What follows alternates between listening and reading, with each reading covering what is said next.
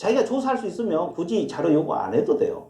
그러니까 이건 할 수 있다. 그런데 있다고 근데 설명을 해줘야 되거든요. 그래서 의뢰인 자료 요구 응하지 않는 경우는 개공이 직접 조사 확인하여 취득 의뢰인에게 설명을 하라. 그러죠? 그러죠? 그런데 가는데도 못 들게 한다면 불응했던 사실을 이 사람에게 설명하라고 또 이야기할까 했습니다. 자, 자료 요구상 이제 주거용하고 비주거용하고 또 다른데 주거용 건축물은 이 벽면, 수도, 일조량 그래서 벽수일로 암기하시면 돼요. 아까 우리가 벽수도일 공부하셨잖아요. 이 벽수도일 중에서 도로가 빠져. 도로가 뭐예요?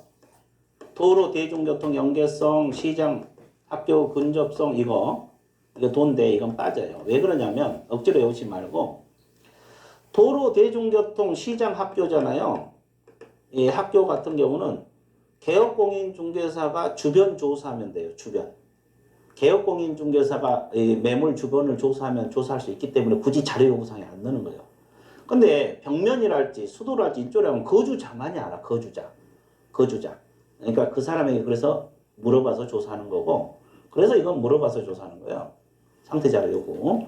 근데 이 도로 대중교통은 개공이 주변 환경 조사하면 되기 때문에 굳이 자료 요구사항에 넣지를 않는다. 그래서 자료 요구사항 벽수 1 이렇게 암기하시면 되겠고 그러면 자료 요구했는데 불응했다. 그러면 불응했다는 사실을 매수 의뢰인 사는 쪽에 설명을 하고 확인 설명서에 기재를 해야 됩니다. 설명만 한 게 아니라 불응했다는 사실을 설명하고 확인 설명 기재까지 해야 돼요. 기재를 안 하면 개공이 자기가 손해요. 왜냐하면 설명 다 해놓고도 못 들었다면 자기가 책임을 져야 되니까. 그래서 이제 나중에 확인 설명이 적는 날이 있거든요. 벽소유를 자료 요구했는데 의뢰인이 거절했던 사실을 취득 의뢰인에 설명하고 나중에 그 사실을 계약이 이루어지면 이제 확인 설명을 쓰거든요. 확인 설명서 기재를 하라. 이런 내용이 나와 있습니다. 자, 그 다음에 이제 확인 설명서 작성 교부가 나와 있는데 이제 확인 설명서 이제 이게 뭐예요? 자기가 설명했던 거 서면화 시키는 거예요. 그리고 교부 줘야 돼요. 근데 이건 중개 완성시 하는 겁니다. 계약서. 이게 중요한데, 자, 보세요.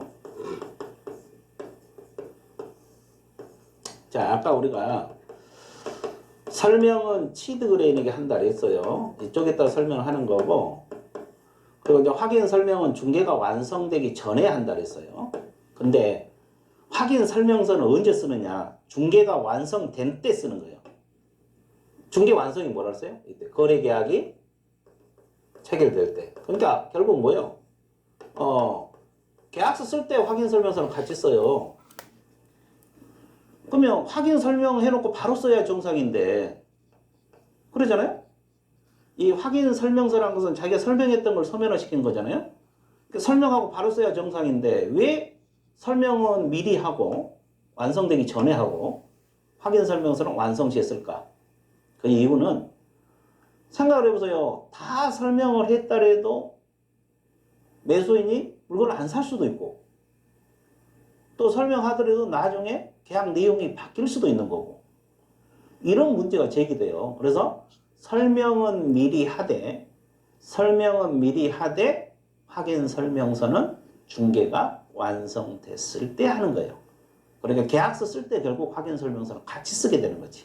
자, 그래서 이 주체는 누구냐 그러면 개공이 작성 의무자고 소속 공인중개사는 작성할 수 있어요. 보조는 아예 못합니다. 중개보조원 같은 경우는 말 그대로 보조 업무만 하잖아요. 보조 업무. 이분들은 보조 업무만 하기 때문에 확인 설명서 작성을 못하고 개공이 의무자고 소속 공인중개사는 확인 설명서 쓸 수는 있어요. 자, 그거 알아두시면 되고요. 그 다음에 작성 시기. 방금 이야기했죠? 작성 시기는 중개가 완성될 때 한다는 거. 중개가 완성되어 거래계약서를 쓸 때, 거래계약서 작성할 때 같이 쓰는 거예요. 설명은 미리 하되 확인 설명서는 계약서 쓸 때 같이 쓰는 것이다. 즉 중개 완성 시 쓴다.